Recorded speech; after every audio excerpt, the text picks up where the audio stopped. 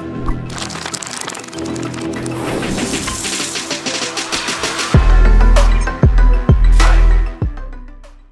guys, good afternoon and welcome to Primus Learning. My name is Primus Veku and I'm here again to give you a very interesting tutorial today, and this is going to be on databases, relational databases, and we're dealing today with RDS.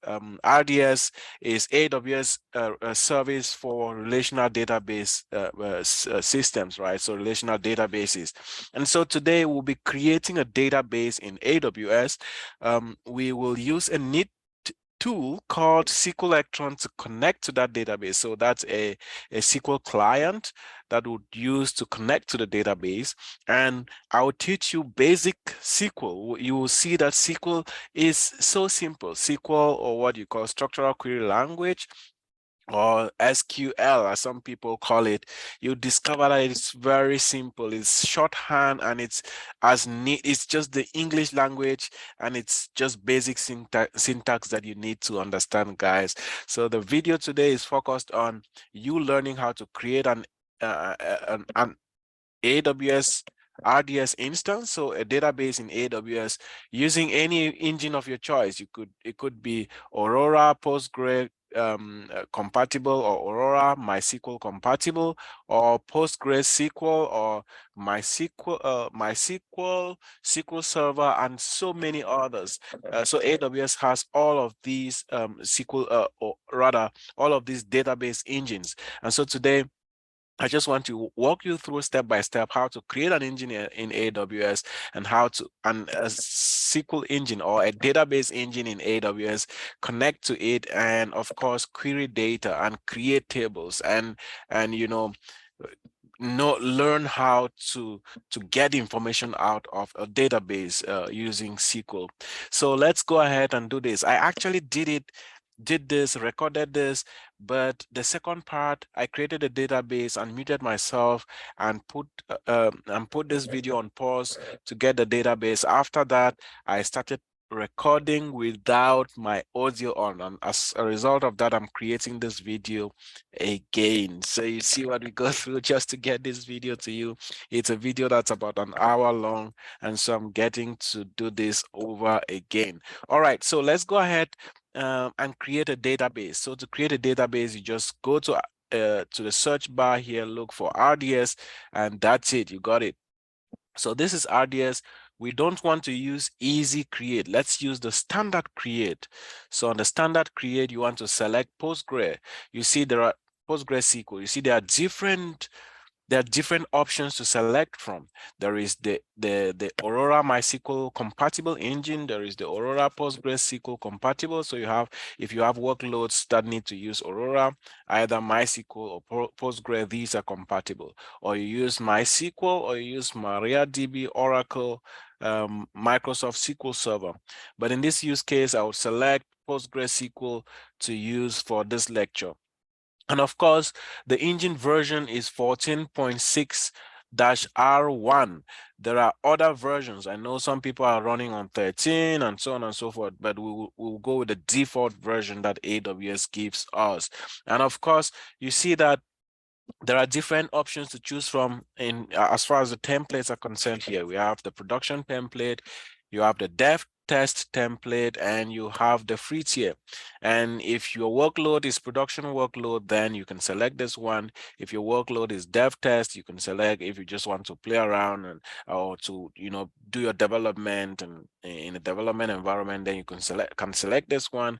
But now we'll select the free tier, because this is just a lecture video, a tutorial, right? Once you select free tier, you notice that you don't have the capabilities to deploy it in different availability zones. But if you select dev test here, you see that you have the capability to create a DB cluster with a primary database instance and two readable instances that are on standby in different availability zones. You see, you could do multi-AZ DB cluster, could do multi-AZ DB instance, a single DB instance. So there are different options that you could select from when you select this option here. But we'll stay with this free tier option, because this is just a tutorial for you to see how this is done. Let's go ahead and give it a name. We'll call it Primus Learning DB. This is the identifier. So this is called the identifier. So we've given it that name. We will leave Postgres as the master username. So we use this username to connect to our database. In case you wanted to store your credentials in AWS Secrets Manager, this is where you select, and then it will ask you the secret manager which you want to store your credentials in, and you select it. That means AWS will manage your credentials, your login credentials. But here I'll just go ahead and put my credentials myself. So my master password would be admin 123. I'll confirm admin 123. So that it's a simple one, so that I don't forget. Okay, so let's scroll down here, and this is DB instance class. So we want to leave this small db.t3.micro. You see the gigabytes is just 1 RAM. We have the vCPU is just 2 vCPUs, although you could select a different DB instance class here, but we'll go with this default because our workload is simple. Then the storage capabilities here you see is general purpose SSD. Since this workload is nothing much, we just want to use that. And then we have a storage allocation of 20 gigabytes for now. We are good with that. And everything is looking good down here. If you select create a compute resource, this would require you to select an instance. That means you want to connect an instance, an EC2 instance to your database. But in this case, we don't want to do that connection. So we'll leave it at that. You see the networking component here. It will select the default VPC. You have to leave the default VPC for now. And then the subnet group, leave the default one. Whether to make it public or not, I'm selecting yes. I want to make it public so that it will assign me a public IP address, such that I should be able to connect to it. So you see AWS says RDS assigns a public IP address to the database. Amazon EC2 instances and other resources outside of the VPC can connect to your database. Resources inside the VPC can also connect to the database. Choose one or more VPC security groups that specify which resources can connect to the database.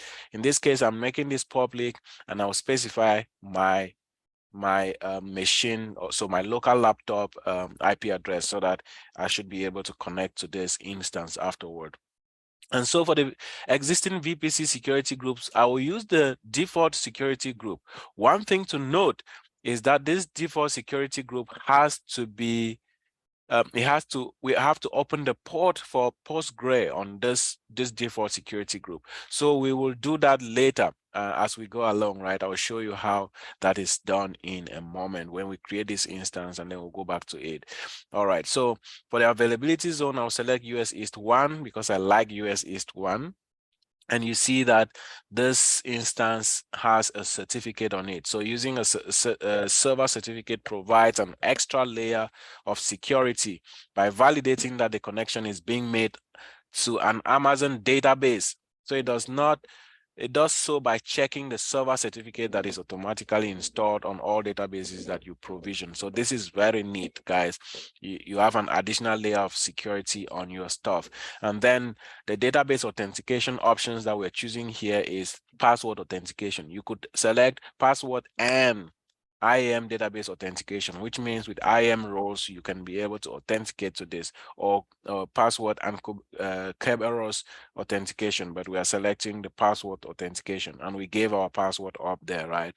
So with that, everything is good. I want to leave performance insights, 7 days free tier retention period.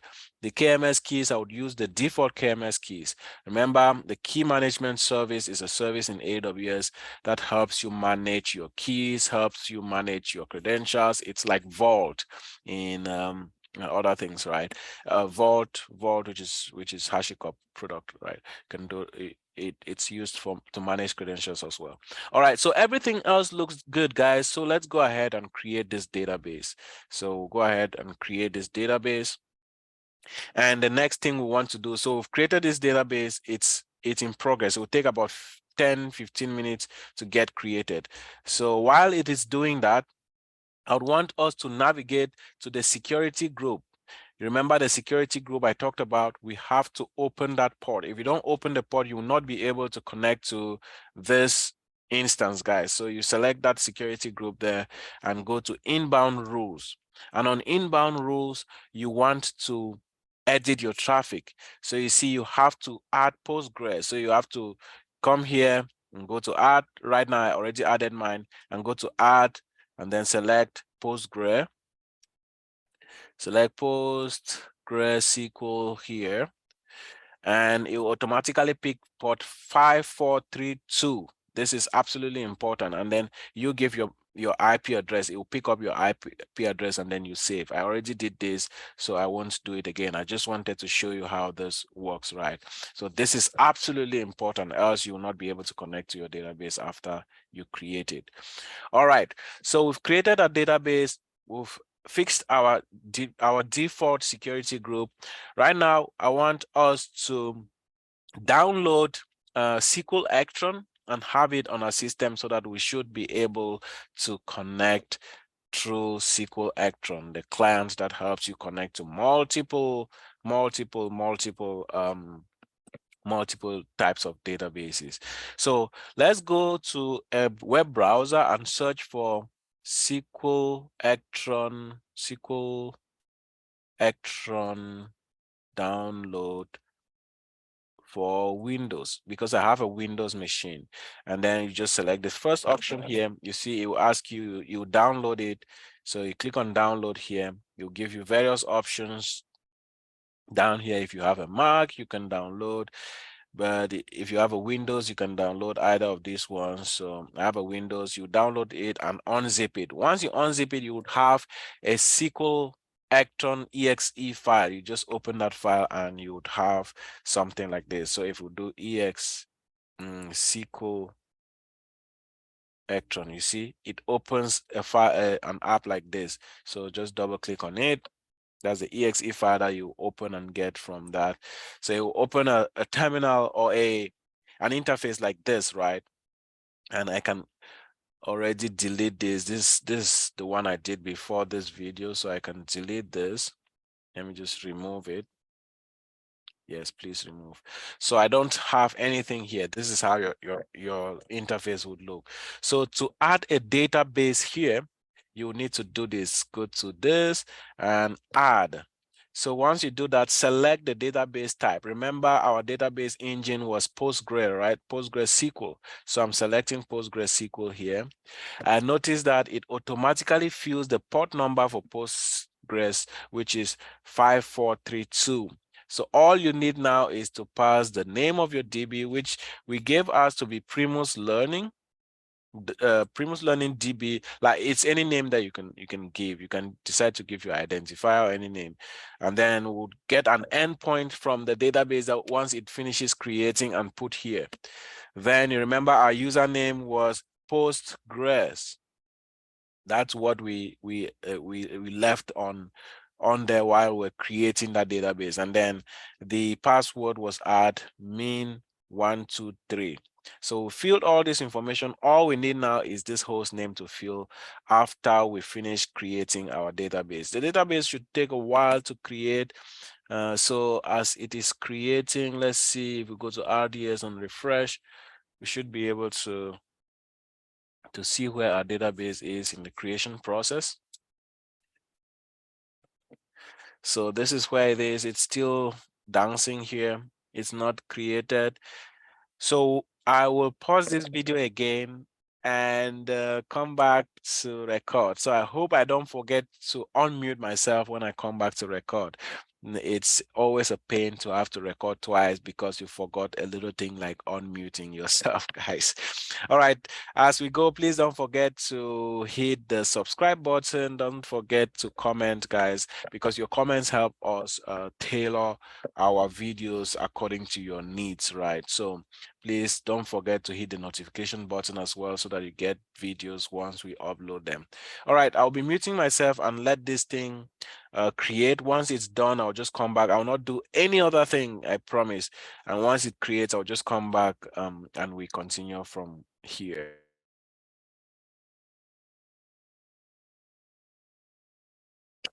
All right, guys, I'm back. This took just about 5 minutes to create. So it's ready. You see, it's available now.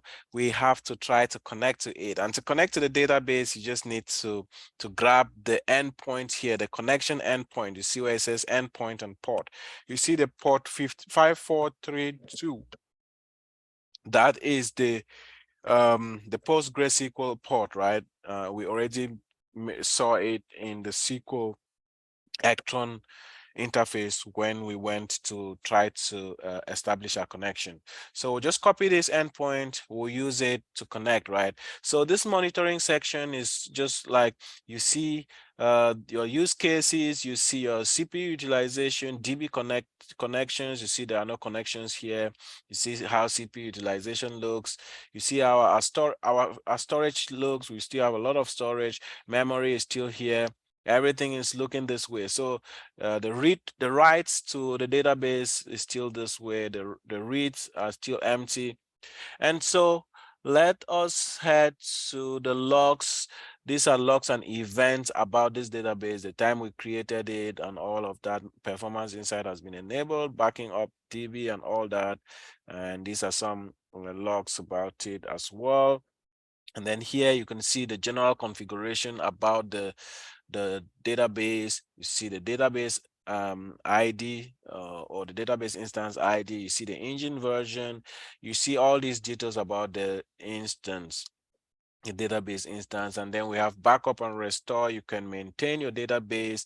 You can do automated backups. You can take snapshots of your database at particular times, and you can schedule that as well. So really, this is a robust database system that you can use for any workloads that you have, guys. RDS gives you everything that you need. And so this speaks of the robustness of AWS, right, when it comes to databases. And this is one of the best services that AWS offers. All right, so we've copied that endpoint. Let's go to here. Remember, we passed the Postgres, we passed the database password. Now we needed just the host name, which is the address of our instance. And the way this address is formed, if we can go back to AWS here, you see the way it's formed. AWS forms it this way. Look at it.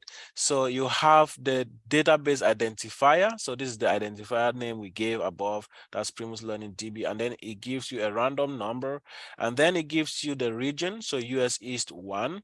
And then the service, which is RDS, and Amazon AWS.com. That's how it forms the name of your endpoint.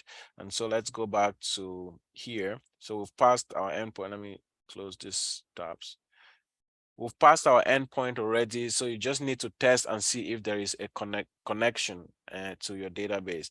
And if it's successful, yay, then you are able to connect to your database. So it's successful up there. We'll save this connection and simply connect to it. So we'll simply connect to our database. And you see, we are connected to our database, just like that. We've created a database in AWS. We have connected to that database.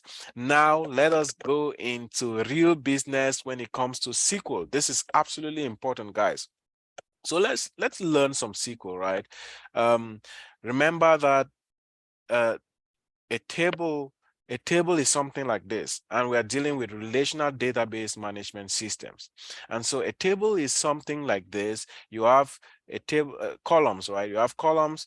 You have this, for instance, you are managing a school. You want to have a column where you have student names. You want to have an email. You want to have a phone number for students. You want to have an address, or maybe you want to have the date the students were admitted in school, or the term the students were admitted and all that. And then you can begin filling information as students enroll, right? So you have the first student, you fill their information, second student, you fill their information, and so on. The limitation with this is that you cannot have two tables joining together. So let's say you have the student table, you have another table, you want to get information from two tables at the same time. If that is in Excel, this will not be able to do it. But with relational databases, you can do that really quick. You can join so many tables at the same time. So guys, we want to learn how to create a table, a similar table to the one I just showed you on Excel in our relational database, which is Postgres SQL. And to do that right, you have simple syntax. As I am saying, I always tell people SQL is the most simple language. If you are an English speaker, SQL is the most simple thing you can ever learn because it's shortened form of English language. It's shorthand, right? So it's really basic shorthand. So for instance, you want to say, hey, can you create me a table? The table name should be called user1. That is the statement we've written in 3 words.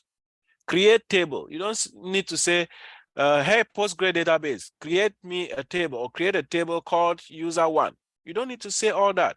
Just say create table. This is a statement. This is a create statement, a data definition statement.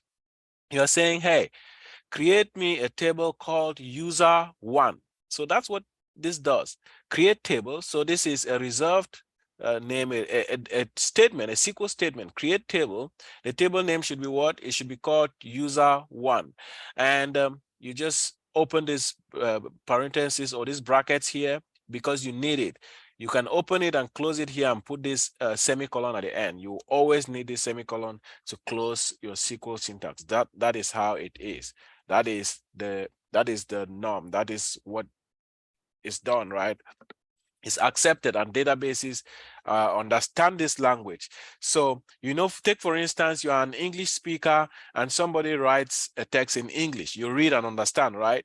It's the same thing. The database, the language of the database is SQL, the structural query language, and this is what it understands. So if you write to it in Chinese, it won't understand. If you make an error, it won't understand. It's the same thing if you write to that English speaker who reads and understands English. If you write to them in Chinese, they won't understand anything. They will just think that this is crazy, right? So it's the same thing that applies here. SQL understands this language. All right, or the database rather understands the SQL language. So you've said create table. This is the table name, user1. Now you've opened the brackets and closed it down here. And let's say user ID is the first column. It's the same thing like you have here on your Excel spreadsheet. That's the same thing like this student name. So it's user ID. So you're saying you want to create, every user should have a user ID, a unique user ID. And that's why you have this primary key. It's identifying, it's making this table unique such that every person should have a unique number, a unique ID that identifies them. For instance, when you enroll students in school, each student has a unique number. When you employ employees, each employee has a unique number in the company. It's the same thing. Each person has a unique social security number. Each person has a unique phone number. Each person has a unique ID number, and so on and so forth. This is what it is. And when we use decimal is a data type. So decimal here simply means numbers. They are numbers. And because your IDs have to be numbers. And the length of those IDs is 12. And you put this in bracket here. So this means you should not go above 12 characters, right? 12 characters of numbers. So numbers could be 0, 1, 10, but it should not go above the length 12. That's why you're limiting it here so that you don't want to use all the space that you have in your database system. All right. Not null simply means that the table, the user ID must be present in the table. Whatever information you're passing, whatever rows you're passing, that user you're adding, if it's a student, whatever, the user has to have a user ID. So it is not null. It is not empty. It should not be empty. And then we said this has to be unique. You pass it the primary key here. So first name is the second column, or is the second column, and then the data type you're using is varchar. So varchar is a data type which takes strings, right? Like normal ABCs and Ds. And the length we're giving it here is 54 because some first names are very long, like Primus, Veku, so this, so many things, right? So it's very long. And so that's why we're giving it a length of 54 here. And we are saying it's not null. It's not null. Everybody must have a name. In this table, everybody should have a last name as well.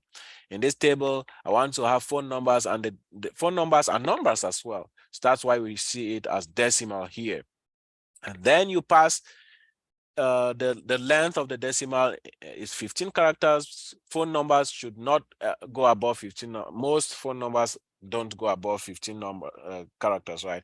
If you have phone numbers that are above 15, then you have to increase it here. So after each of these things that you're defining, you put a comma, a comma, a comma to the last one. You don't put a comma on the last one down here.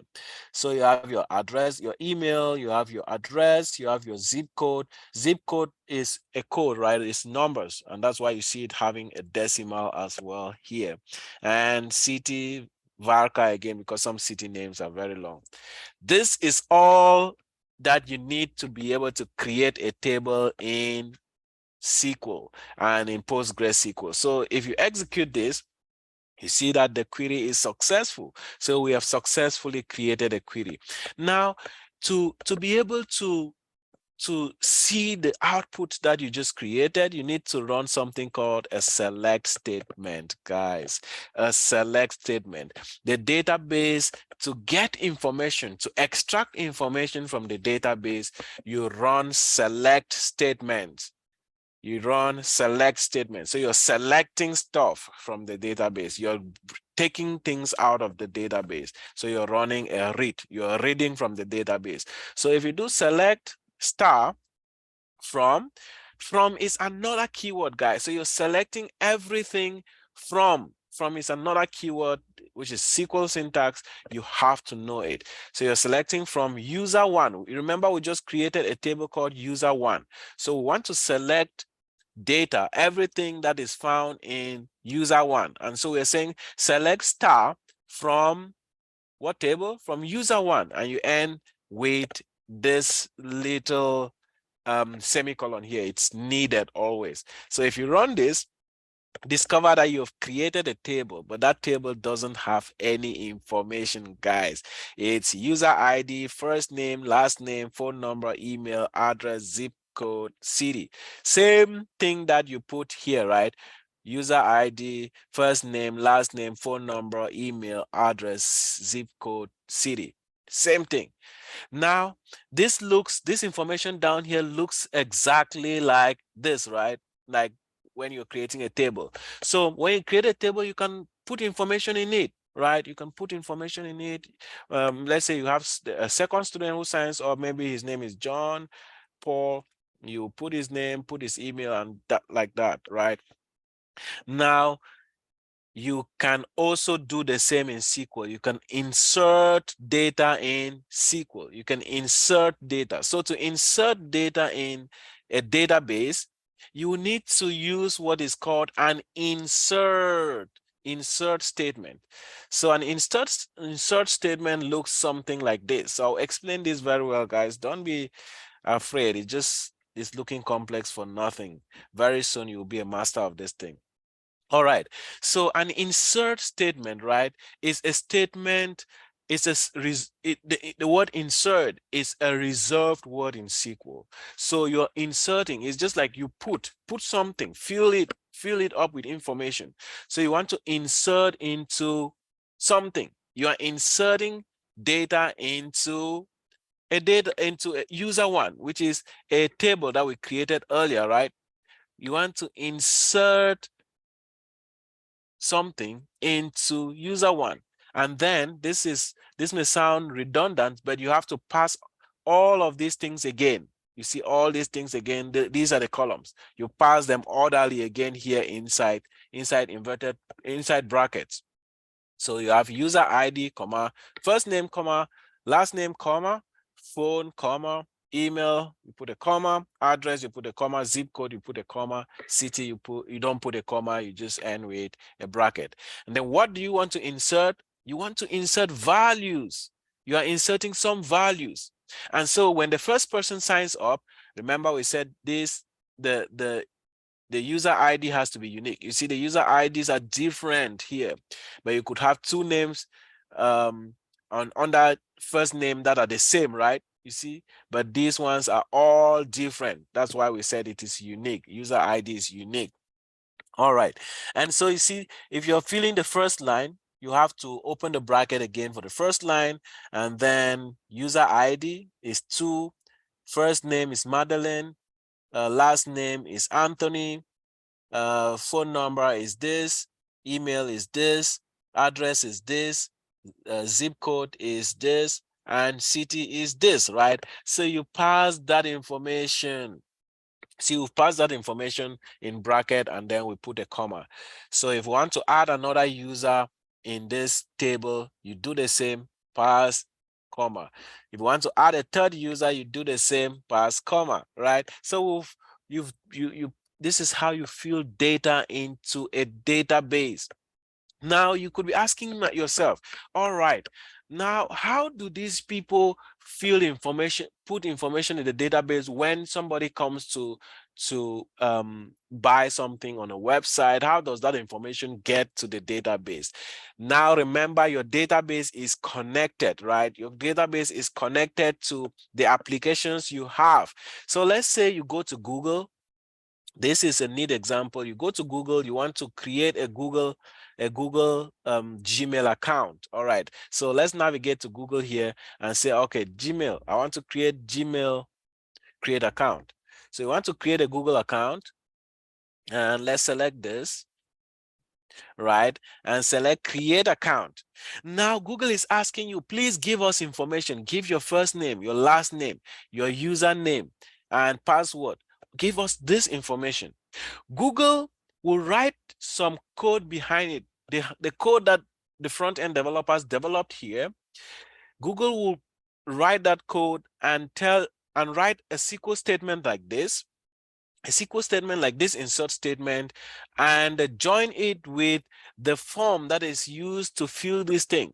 So there's a way to do it. You could use PHP or any language to do it, such that once you fill this information, Google will automatically use that SQL. That language will automatically use the SQL to connect to your to fill that information in your database, to insert that table in your database, such that when I put that information and hit next, it already inserts a table. It already inserts information in my table. You see, for instance, this table is empty.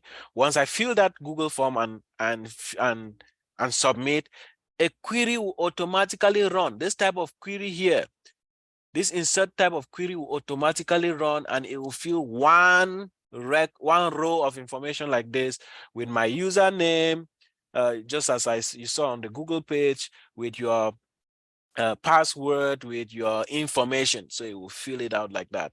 That is how Google is able to store all that information. They have it in their databases. So Google, all these companies out there, all the forms that you fill, they go to databases of organizations. Databases are simply storage environments. They are simply containers, places where information is stored. They are called relational databases because, you know, they are able to, people are able to pull information from different tables and bring them together as one, right? And so this is how an insert statement looks. Very simple. All you need to do is follow the syntax correctly, and you got it, guys. You will run your query and it will be successful. So if I run this, it will fail. Do you know why it failed? Because I selected this. I selected this line. If I remove that select and just run, it will be successful. You see, we have successfully added 9 records. It says query executed successfully, affected rows 9, because we have 9 records that we added. So if you go back to that query, to here, I think, and run this again, you should have data found here. So let's execute that and see. Voila, you have data. We have inserted data in our table. So you see, you are using the same SQL to create the table. You use the same SQL to select. You use SQL to insert data into the table. And so just from this, you have learned a lot of SQL, basic SQL. You've learned how to create a table. This is this kind of syntax is when that you manipulate the database is called data definition language. So you use, or DDLs, you use this type of language to create things in the database or modify things in the database. This one is called is you use this to read from the database. So you use information like select statements and so on and so forth to read information from the database. And so we've created 3 tables. We've created one table. We've inserted data in the table. Let's create another table, guys. So let's assume that you own a school, right? And you are operating, you have so many students, you are enrolling students. So let's create another table called the student table. So you want to capture information about your students. And so you create a student table. And this is the same syntax, the same thing. Create table. The table is called student. And user ID is passed again, and you're telling it user ID should be my primary ID. You could do it. It depends on your business rules. So your business rules will determine all the tables that you create for your table, for your database, right? So if you have a school, you want to have a student table or student records and many other things, right? Depend on the whatever information you want to put in your database. So your business type will determine your business rules, and your business rules will determine the kind of tables that you create, the data that you model. All that modeling depends on your business rules. And once you've defined your business rules, you are then able to use those business rules and create your tables and structure your database and fix everything to look really good. So here we are creating this and making it a primary key again. And maybe you want to get the date that the student is admitted. You use date underscore admitted. And then the data type of date is date. So you have to pass date here and say not null, because you want the date to be captured in the database. And then you want the term to be captured as well. You see everything is not null here because you want that information. And so it's, you see on Google, if you do it and if you don't pass your name, for instance, if they ask you for your name and you don't pass it, it will give you an error, right, and tell you this is required. Yes, that's exactly the thing, because they told the database that that field is required. That field is required by putting not null on it. That way, you have to necessarily pass it, else you will not go to the next step. And the same thing with phone number. It's a decimal. ACAD group is VARCHAR. Status is VARCHAR. ACAD plan is VARCHAR. This is academic plan. These are just short forms of terms that you could use on your student table. And then you want to get student email so that if something happens, you can send an email to your student. And then there's one thing that we've added here, a foreign key. A foreign key connects 2 tables. So this table will be connected to this other table through a foreign key, through what we call a foreign key, right? And the foreign key is using user ID. So this key, this user ID will be a foreign key to the other table, which is table 1, which you user 1, which you created here. And that's why you see we are referencing, it references user 1. You see, this user ID references user 1 and user ID in user 1, right? So this is a foreign key here, although it is a primary key to this table. It is a foreign user ID is a foreign key to table user 1, to this table right here, to this table. So it is a foreign key to this table. You see, this one has no relationship, but this table, table 2, is related to table 1. And so if you don't create, if you want to create table 2 without creating table 1, it will fail, because table 1 depends or has a relationship with table, table 2 has a relationship with table 1. So the student table has a relationship with the user 1 table. So you can't create this table without creating user 1. And so you see the relationship in relational databases, right? There is a certain relationship that is enforced. And so you can get information from 2 different tables. It makes it gives you the possibility to grab information from 2 tables or more tables. And so you will hear of different types of joins. You hear of different types of joins in SQL. And so let us go ahead and create this student table. So let's create this table. You see, it's successfully created. And if you query this table, you discover that there's no information in it. So what do you use to query this table again? Select statement. And in SQL, star means select everything. Where are you selecting from? You're selecting from student. And then you put this semicolon at the end. So you see that this table is empty, right? It has nothing in it, guys. It has nothing in it. Now you need to do what? To insert data into it. Same way, if you go to a student website and you want to, maybe the University of the Cumberlands, right? And you want to create an account, they will ask you for information. That information will go into their database. And this is how it will go into their database through an insert statement that has been added to the code that is used to build that front end part of their website, right? And so this is the insert statement for student table. So you select this, just get it. It's the same syntax. So this syntax will be the same. Once you've known it, guys. Once you've known this thing, you've known it for life. And see the syntax, same thing. Insert, the insert statement again into student. So we're inserting into the student table and want to copy all that information over here again. So the user ID, comma, the date admitted, comma, the term, phone, ACAD group, status, ACAD plan, email, all of this has to be in brackets. And then what do you want to insert? Some values, information. You want to insert information about each student. So the first thing is this user ID, you insert it. Remember, it's unique. And then the date format, this is how date is formatted to a database, a Postgres SQL database. So it is formatted this way, cast, then you put the date number here as date, because it recognizes this data type as date. The database will recognize that. And then the rest are just the same as we did it, the other insert statements. So once you've written it this way, you can simply execute your statement, and you feel why? Because I selected this. You don't have to select. If you want to select, you should select everything. It will recognize it as one. You can select one and leave the rest, right? So you do that and execute, and it will be successful. So if you come back here and query that table again, you discover that it now has information. It now has information.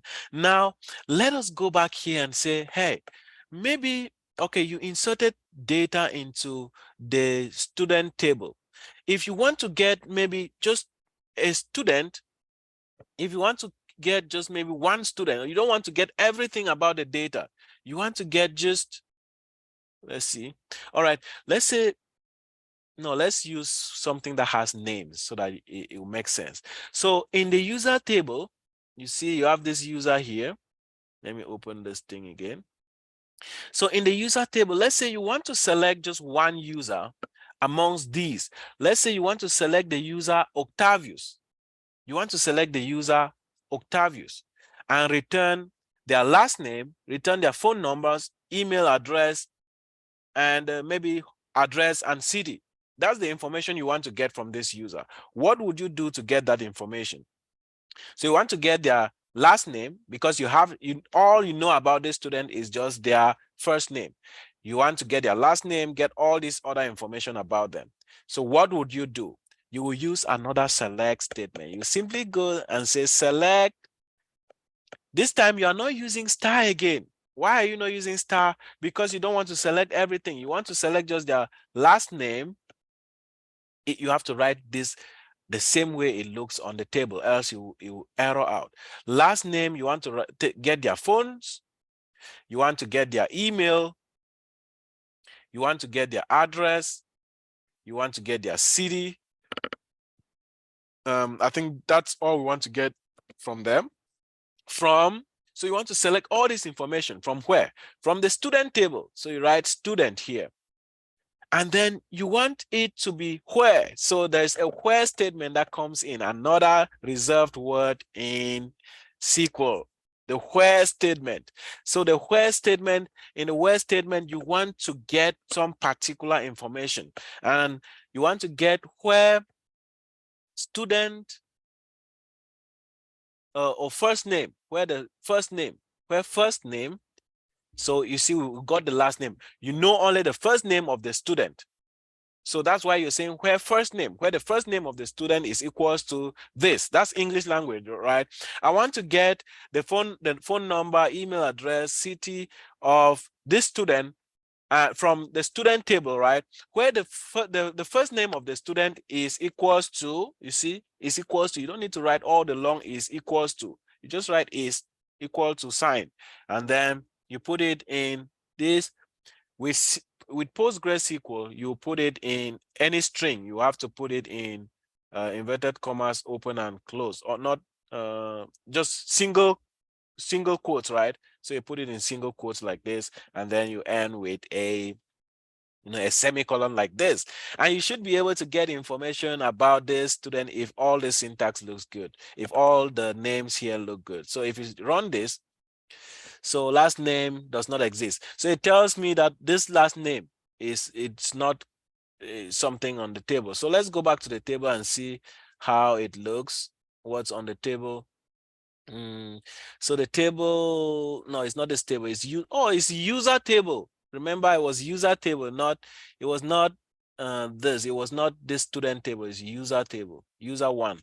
So it's user one. You guys did not remind me. So it's user one. All right, let's try that and see. Now it returns the information. It returns the last name of the student, which was Fitzgerald.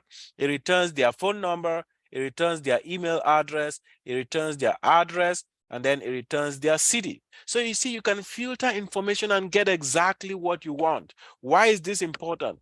Because companies out there have billions and billions and billions of records in their database. You don't want to go there and be selecting everything that it will take 2 days to return the information. This will return quickly like this, right?